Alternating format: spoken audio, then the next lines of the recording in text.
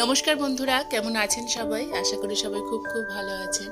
তো এই বছর 15ই ফেব্রুয়ারি এবং 16ই ফেব্রুয়ারি এই দুদিন নিয়ে শিবরাত্রি পড়েছিল। তো আপনারা যারা আমার ভিডিও দেখেন তারা তো জানেন যে যে কোনো পুজোই আমি আমার যতটা সম্ভব সাধ্যে কুলোয় সেভাবে আমি প্রতিটি পুজোই আমি বাড়িতে করে থাকি এবং এগুলো করি কারণ আমার ভীষণ ভালো লাগে। পুজো, ঠাকুরের মূর্তি বানানো, পুজো, এই সমস্ত কিছু আমার ভীষণ ভালো লাগে। আর যতটা পারি অবশ্যই আপনাদের সাথে আমি শেয়ার করি। তো শিবরাত্রি আসলে আমার কাছে একটি ভীষণ ভীষণ গুরুত্বপূর্ণ দিন এবং শিবরাত্রিটা আমরা পরিবারের সবাই একসাথে পালন করে থাকি। অর্থাৎ আমার হাজব্যান্ড, আমার শাশুড়ি মা, আমি, আমার মাও। এবছর অবশ্য মা উপোস করতে পারেনি কারণ মায়ের শারীরিক অবস্থা খুব একটা ভালো নয় বলে অনেক রকম ওষুধ খেতে হয়, তো সেভাবে উপোস করতে পারেনি। কিন্তু মা কিন্তু আমার বাড়ি গিয়েছিল এবং পুজোর পুরোটা সময় আমাদের সাথে ছিল।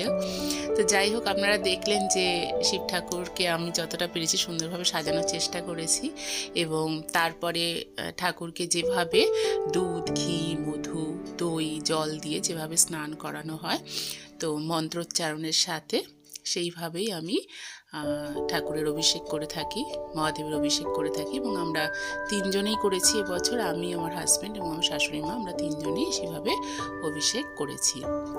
আমি চেষ্টা করি যেভাবে আমাদের শাস্ত্রমতে যেভাবে পুজো করার হয় ততটা আমি নানা জায়গা থেকে পড়াশুনো করে এবং এ বিষয়ে যারা জ্ঞানীগুণী ব্যক্তিত্ব আছেন তাদের কাছেও কিছু কিছু সময় আমি পরামর্শ নিয়ে থাকি।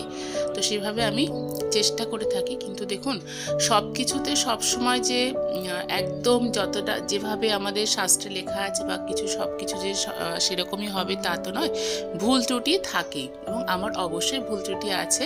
তবে আমি সেই ভুল ত্রুটি সব কিছুকে নিয়েই এগিয়ে চলি, কারণ আমার মনে হয় এই পৃথিবীর সব কিছু ঈশ্বরের। ঠিকও যেমন ঈশ্বরের দান, ভুলও তেমন ঈশ্বরের দান, সব কিছু ঈশ্বরের দান।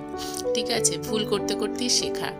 এই যে সুন্দর সুন্দর ফুল, গোলাপি রঙের, এইগুলোকে বলা হয় দেব কাঞ্চন। এই ফুলগুলো বোন বাড়ি থেকে গাছ থেকে তুলে, আমাদের বাড়িতে প্রচুর হয়েছে, বোন তুলে মায়ের হাতে পাঠিয়েছিল। তো আমার তখন ইচ্ছে করলো যে আমি এইভাবে একটু ঠাকুরকে সাজাই। আমার বোন না তথাকথিত যে মানে উপোস করা, প্রচণ্ডভাবে সে ভক্তি ভরে পুজো দেওয়া, এই সমস্তর মধ্যে ওকে আমি খুব একটা দেখি না। কিন্তু ওর ভক্তিগুলো অদ্ভুত, মানে ওর ভালোবাসার ভক্তি একটু অন্যরকম। হ্যাঁ, দেখুন কি দরকার ছিল ওই বাগানের মধ্যে মশার কামড় খেয়ে খেয়ে ফুলগুলো তুলে পাঠানোর, কিন্তু ও কিন্তু পাঠিয়েছিল। প্রতি বছর হয় না, তো আপনারা জানেন যে আমি ভদ্রেশ্বরের ফ্ল্যাট কিনে চলে এসেছি, আর এখানে এসে ভদ্রেশ্বরনাথের মন্দির রাত্রিবেলা পুজো দিতে যাব না, সেটা তো হয় না। তো বাড়ির পুজো কমপ্লিট হওয়ার পর আমরা প্রায় রাত 12টা নাগাদ, আমি, আমার হাজব্যান্ড এবং ঠিক আমার পাশের ঘরে যারা আছে, আমরা সবাই মিলে ভদ্রেশ্বরনাথের মন্দিরে গিয়েছিলাম। তখনও কিন্তু প্রভুর মন্দিরে বেশ ভিড়, বেশ ভিড়। তো ভক্তি ভরে সেখানেও আমরা পুজো দিলাম। আর এই যে অন্নপূর্ণা মায়ের মন্দির, আমার বিবাহবার্ষিকী ব্লগটাতে আপনাদের সাথে আমি অন্নপূর্ণা মায়ের মন্দির আমি শেয়ার করেছি। ভীষণ সুন্দর মূর্তি, প্রায় 550-600 বছরের মূর্তি। যদি কেউ আপনারা কখনো ভদ্রেশ্বর আসেন, অবশ্যই ভদ্রেশ্বরনাথের মন্দিরে এবং মা অন্নপূর্ণার মন্দিরে অবশ্যই আসবেন।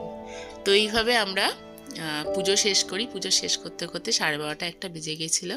তারপর এই বিশেষ একটি রেসিপি, সাবুর পোলাও বলতে পারেন, সাবুর খিচুড়ি বলতে পারেন, আমার চ্যানেলে এর রেসিপি আছে। এটা আমরা প্রতিবার শিবরাত্রিতে খাই, আর এর সাথে ছোলা সেদ্ধ। তো এটা দিয়ে আমরা আমাদের উপোস ভঙ্গ করি।